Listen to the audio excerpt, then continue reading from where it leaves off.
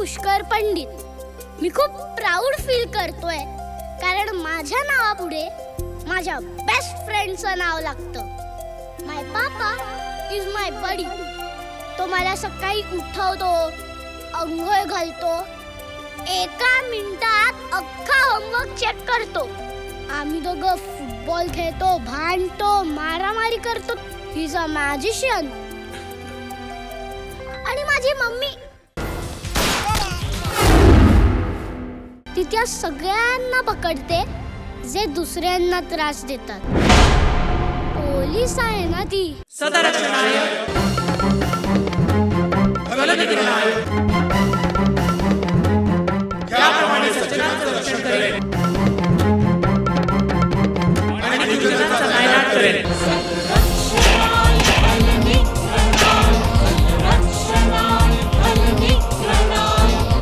सगळ्यांच्या सुना नोकऱ्या करतात पण हिचं ना प्रत्येक वेळेला हे असं आहे. अगं तिची पोस्टच तशी आहे. ती ज्या पोस्टला आहे ना त्यात अशा काही गोष्टी असतात की नाही टाळता येत. मग घरात पण तिची जी पोस्ट आहे ना त्या पोस्टलाही काही गोष्टी टाळता येत नाहीत.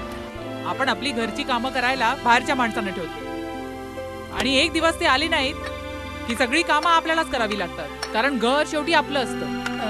विद्या, पोळ्या करताना युनिफॉर्म काढशील ना, नाहीतर आम्हाला कडक पोळ्या खायला लागतील. हे बघ, तू तिच्याकडे लक्ष देऊ नकोस. जगात उजेड आणणाऱ्यांना स्वतःच्या घरातल्या अंधाराकडे काही काळ दुर्लक्ष करावंच लागतं. काही नाही, असाच फोन केला. खूप कंटाळा येतोय ग. शुभम, मी जरा कामात आहे बच्चा, मी तर नंतर फोन करू. I miss you mummy, I miss you.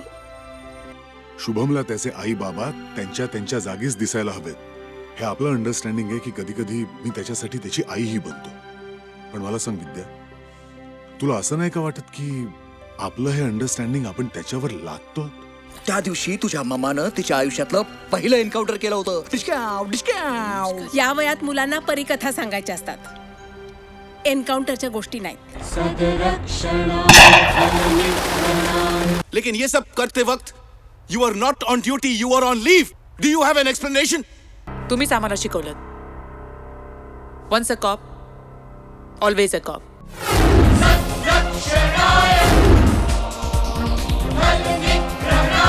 ताबडतोब बाईवर एक इन्क्वायरी कमिशन बसवा आणि इन्क्वायरी कमिशनला ठरवते ना की बाईला केसवर बसवायची का. सर, कामाला लागा. You are dismissed from this case.